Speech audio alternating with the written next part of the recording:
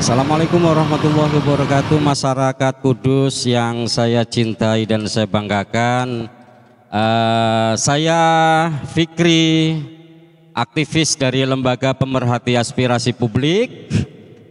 Saat ini kita akan menyampaikan informasi kepada masyarakat Kabupaten Kudus.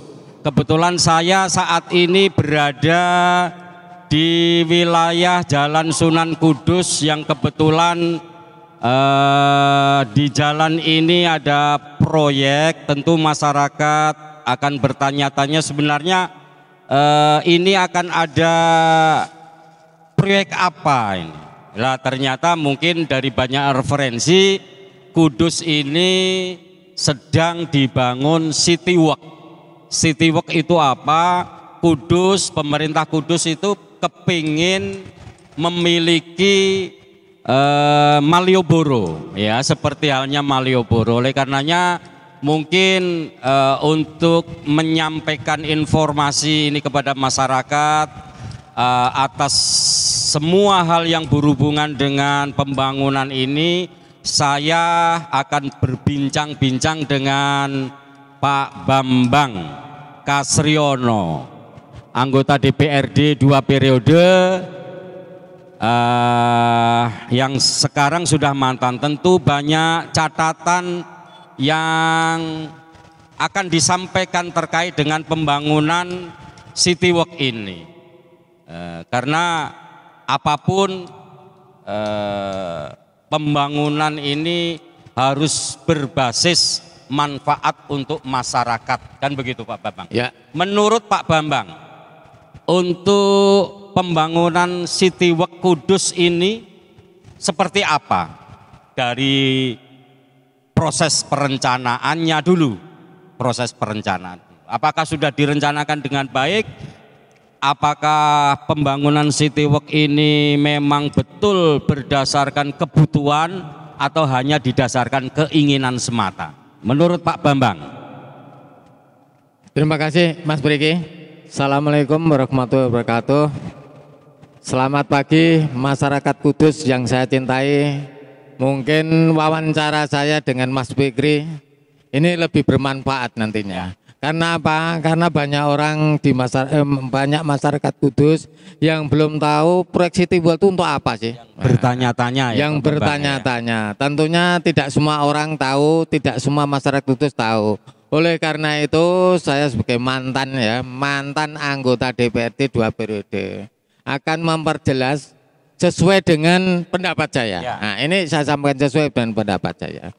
Kalau dilihat dari prosedural, memang mekanismenya sudah terpenuhi, Pak Fikri ya. Sudah terpenuhi. Tetapi ya? Tidak terpenuhi. Tetapi yang menjadi persoalan sekarang ini adalah begini, Pak Fikri. Bahwa yang namanya proyek itu harus ada yang namanya skala prioritas. Yang dimaksud skala prioritas itu bagaimana? Prioritas itu artinya yang utama dari yang paling utama. Nah, ada kajian ya. Ada kajiannya. Kajiannya apa? Yaitu dari Renstra. Renstra muncul menjadi rencana kerja pemerintah daerah. Rencana kerja daerah itu tentunya harus diawali dengan kajian strategis. Coba bayangkan saja Pak Fikri ya, seandainya proyek ini sudah jadi yang diharapkan seperti Malioboro, kalau tidak ada kajian strategis bagaimana masyarakat akan menilai? Coba dampak lingkungannya, toko-toko di sebelahnya akan keluarnya seperti apa? Ini kan perlu diperhatikan. Ini diatur sesuai dengan Undang-Undang 20 tahun 2000 tentang lalu lintas dan angkutan jalan. Dampak lalu lintasnya seperti apa? Ini perlu kajian, ya. Terus dampak lingkungannya seperti apa?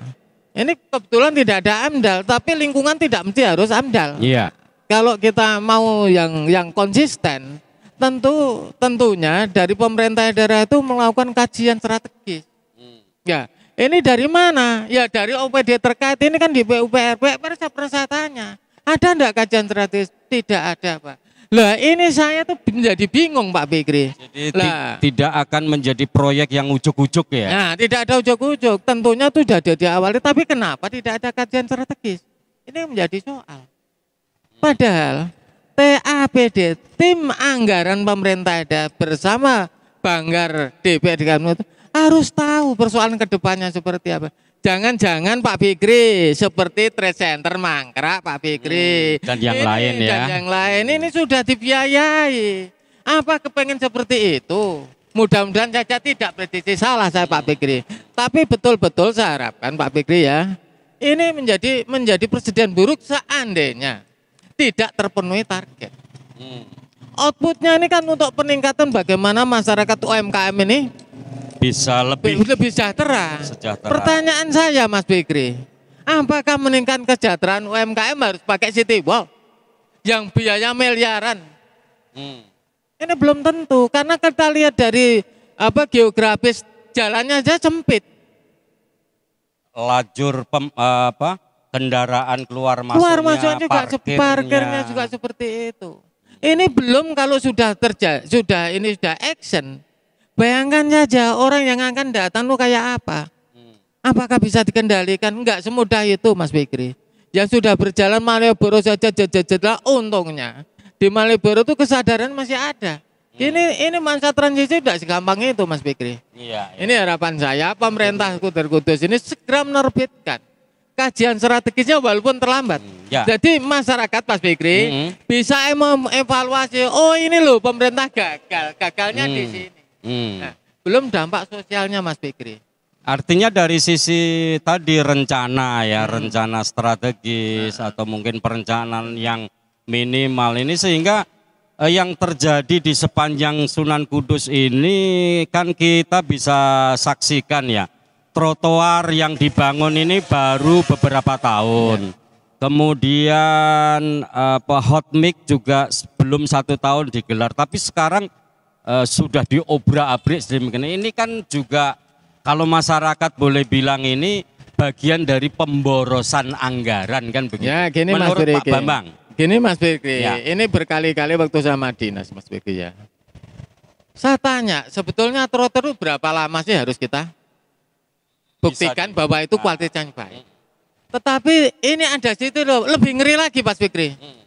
Lah ini trotoar diorak-arik lagi, dibangun lagi. Ini artinya perencanaan dari perda RPJMD tidak pernah berkesinambungan. Mestinya bupati tidak lama, utuh ya, tidak utuh bupati ya. baru. Ini ada berkesinambungan. Ya. Jangka ini menengah panjang lah. Ya, ini menunjukkan bahwa tidak ada kesinambungan. Ini menjadi persoalan. Padahal itu peraturan daerah. Sekarang kembali ke DPR-nya. Ngerti nggak Karpe? Lah ini kan begitu. Bahwa ini butuh pengawasan. Pengawasan perundang-undangannya ya, pengawasan secara fisik iya. Tetapi harus didahului dengan pengawasan perundang-undangan. Nah, ini Mas Fikri yang perlu kita luruskan. Sebetulnya apa namanya? Saya tidak nyalahkan ya pemikiran inovasi untuk membangun ini dan itu tuh monggo lah. Selama kajian strategisnya itu ada. Misalkan Mas Fikri akan membuat usaha ini mesti dikaji dulu. Untung enggak? Nah, ini yang enggak masuk akal ini enggak ada. Kalau pemerintah ada kajiannya saya minta datanya. Ini Mas Fikri, ayo kita buktikan seperti itu. Lah inilah yang sebetulnya menyalahi hal-hal yang sebetulnya terstruktur dalam tata kelola. Kalau DED-nya ini sudah pas, tidak ada masalah. Cuman yang menjadi persoalan itu adalah, loh yang trotoar sudah lama kok diorak-arik lagi itu kan biaya, itu kan anggaran. Makanya ketika saya jadi DPR Mas, bola-balik mikir ngangun trotoar, ya belum selesai rusak. Sampai bosan Mas mikir itu sebetulnya. Itu pernah dulu itu saya ingatkan seperti itu. Ya. Monggo Pak Fikri ada lagi pertanyaan. Kalau mungkin dari besaran anggaran ini, menurut Pak Bambang yang sudah berpengalaman menjadi wakil rakyat 2 periode ya, dari 14, sekian miliar kemudian digelar untuk mewujudkan bangunan City Walk ini, menurut Pak Bambang dari asas kepantasan dan kepatutannya. Nah, begini ya, sebetulnya supaya masyarakat tahu. Kalau menilai Mas Fikri, menilai besaran anggaran sebetulnya harus kita kalkulasi secara teknis ya. Secara teknis, teknis itu sebetulnya. Ya. Tapi nek saya pribadi berdasarkan pangroso. Loh duit 14 miliar cuma dibuat seperti ini Mas Fikri. Ini sebetulnya buat saya eman-eman kalau kita lihat dulu mana kepentingannya lebih dahulu kita buat. masih Misalkan banyak, saya ya. pendidikan gimana, kesehatan seperti apa, inilah dulu. Baru kita mirip di tahun berapa lah nanti kita buat city wall seperti itu. Enggak ada masalah. Cuma mendahulukan mana yang lebih penting, mana yang lebih prioritas ini loh. Lebih penting dari yang penting. Paling penting. Yang paling Nah, penting. tadi saya katakan prioritas dari yang paling prioritas. Ini ya mungkin Pak Bambang, saya sebagai lembaga pemerhati aspirasi publik ini kan kita tahu bahwa sebelum ada pembangunan ini ada penghuni yang mengais rezeki di wilayah ini. Ya banyak pedagang kaki lima yang mungkin saat ini harus eksodus ke Gang 1 ya. Kemudian ketika nanti ternyata pedagang-pedagang itu tidak terakomodir di wilayah City Walk ini dengan alasan yang tentu nanti akan ada mesti. Terus kalau misalnya konsep City Walk ini harus mengakomodir mereka, tidak diakomodir bagaimana, diakomodir bagaimana. Menurut Pak Bambang? Mas Fikri tadi sudah kita jelaskan lagi-lagi Mas Fikri ya. Kalau kajian strategis itu sudah diawali baik secara teknis dan sosial, itu pastinya tahu. Kalau kajian strategis tidak menyangkut soal teknis Pak Mas. Dampak sosialnya seperti apakah yang tempat itu siapa? Anunya siapa, itu harus ada semua itu yang non kader, sehingga masyarakat secara sederhana membaca kajian strategis itu sudah biasa. Oh itu benar ya, pedagang lama masih disertakan. Nah, kalau ini tidak ada kajian strategis, pakai dasar apa nanti? Ini yang menjadi blunder. Siapa yang akan menempati? Ini kan menjadi persoalan lagi. Nah, ini Mas Fikri. Maka kewajiban kita Mas Fikri ya, selaku panjenengan lembaga saya, selaku pengkritik akan selalu tidak bosan menyampaikan pemikiran demi kebaikan Kota Kudus tercinta. Supaya masyarakat itu juga bisa menilai, oh keberadaan kita seperti apa, keberadaan pemerintahan sekarang seperti apa. Ini perlu kita luruskan. Ya. Jadi ya Pak Bambang, mungkin masyarakat biar pada tahu ya bahwa pembangunan ini kan sudah kadung ada, ya. Sudah kadung ada dan sudah kadung diwujudkan, ya kan? Kira-kira supaya ini City Walk ini benar-benar bisa bermanfaat untuk kesejahteraan masyarakat, bisa berdaya guna dan berhasil guna maksimal, tidak seperti ketika pemerintah mewujudkan pembangunan fisik yang hanya didasarkan pada keinginan tapi tidak didasarkan pada kebutuhan. Kira-kira pengelola City Walk yang akan datang itu harus seperti apa? Ini kita awali gini lagi ya. Mas Fikri ya. Sebetulnya menjadi debatable ya toh. Kalau saya melihat pengalaman dikelola oleh pemerintah, ini akan mendapatkan bagaimana pendapatan asal daerah ya itu saja. Nah, ini menjadi persoalan adalah kos bagaimana pembiayaan ini. Misalkan saja, ini kan istilahnya apa ya? Ada yang namanya apa ya? Saya lupa Pak Fikri ya. Mungkin sudah lama saya. Ini ada yang namanya tanah untuk UMKM itu ada bayarnya dulu. Kalau di dinas pasar itu apa namanya? Lupa saya itu. Nah ini harapan saya, pengelolaan ini betul-betul serius. Kan sudah kita mendatangkan investasi yang besar, tapi tata kelolanya enggak pas. Ini jadinya amburadul. Ya, betul. Nah, kalau saya dulu, waktu jadi ketua RPJMD, saya selalu mengamanatkan bahwa di dalam RPJMD itu, bahwa untuk kegiatan yang mendatangkan penghasilan PAD, khususnya parkir ataupun ini, harus di pihak ketiga kan Pak. Nah, pihak ketiga kan terpenuhi enggak? Ini butuh kajian. Yang saya khawatirkan lagi Pak Fikri, kalau tidak ada kajian strategis siapa nempati, sehingga ada ruang kosong. Ruang kosong ini belum digunakan, lama baru penataan. Nah, contoh saja Trade Center, itu lama sekali, enggak pernah dapat yang namanya siapa yang harus menempati. toh. Jangan-jangan nanti ada kemudian timbul prioritas penghuni adalah ya mungkin mementingkan nepotismenya, wah ini keluarga ini, keluarga ini. Nah kan begitu. itu saya hanya berandai-andai aja Pak Fikri ya, mudah-mudahan saya tidak lah. Saya percaya Pak PLT, TAPD ini DPRD-nya juga konsisten lah ya. Jadi memang betul-betul haknya masyarakat supaya dinilai masyarakat biar pendapatan masyarakat itu naik. Jadi mengurangi angka kemiskinan, angka pengangguran, dapat meningkatkan pertumbuhan ekonomi dan lain sebagainya Mas Fikri, yang semuanya untuk masyarakat Kudus. Ini harapan saya Mas Fikri ya. Jadi lagi-lagi Mas Fikri ya, kalau dulu itu ada kajian strategisnya Mas Fikri, saya sama panjenengan ngontrolnya tuh penak. Ya, sudah ada panduannya ya. Ada schedule-nya.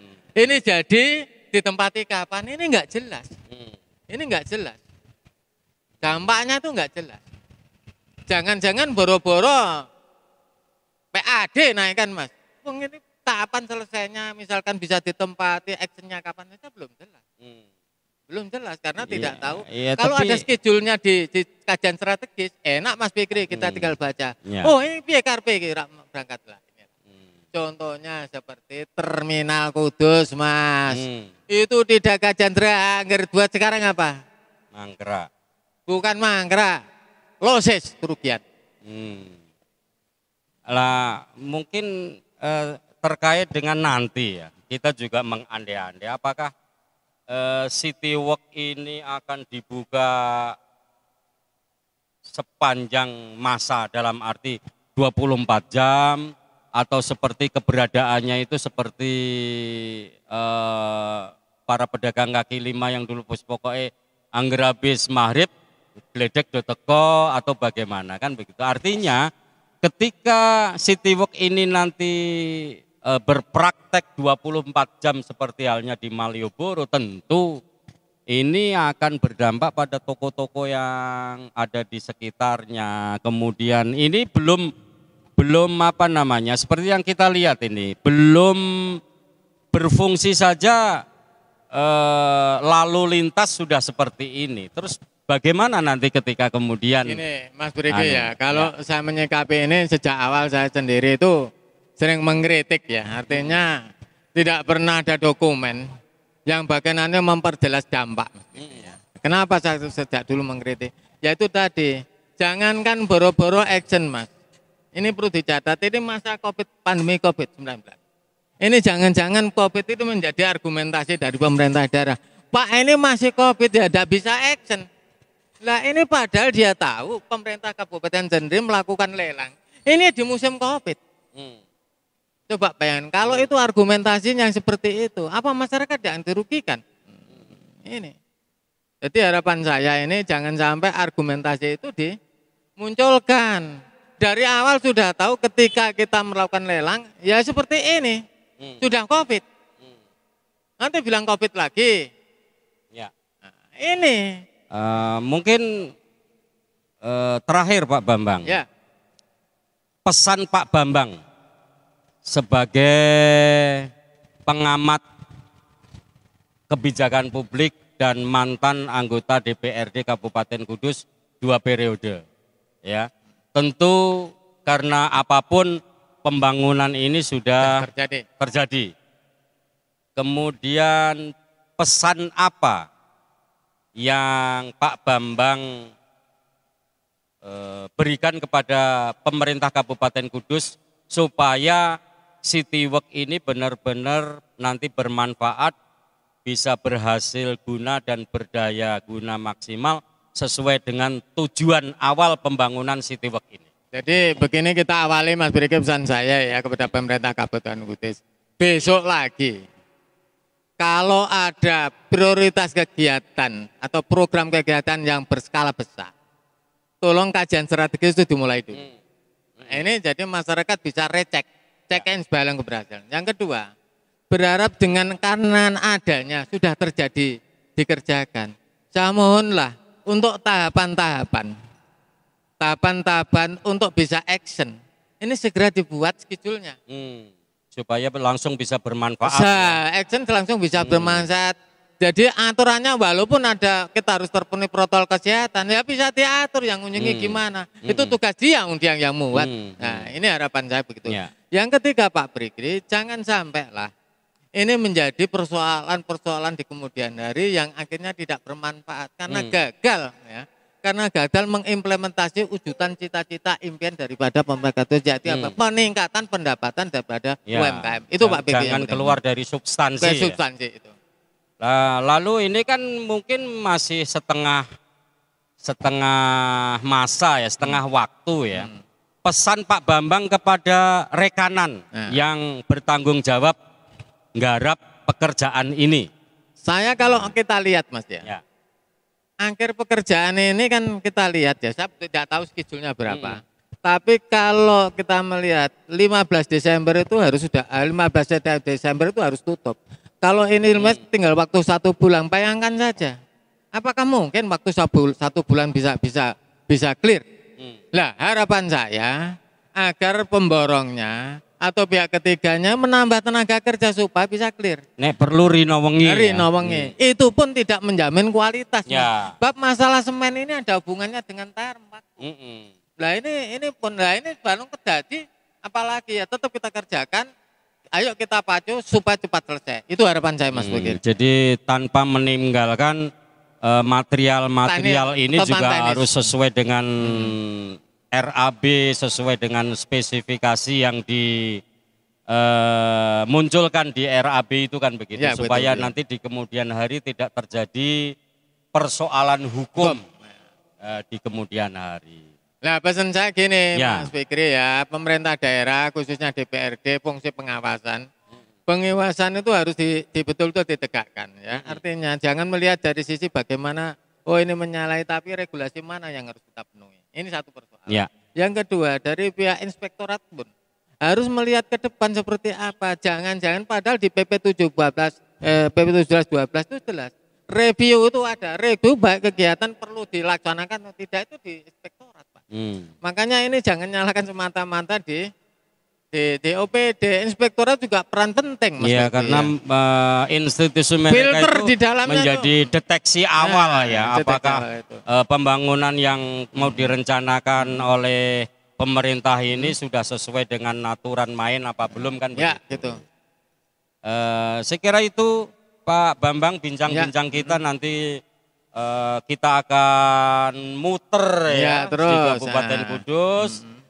Khususnya adalah untuk memberikan catatan kepada pemerintah dan kepada masyarakat bahwa kita itu perlu evaluasi konstruktif supaya pemerintah dalam merencanakan itu tetap berdasarkan koridor hukum yang ditetapkan oleh pemerintah Negara Kesatuan Republik Indonesia kan begitu.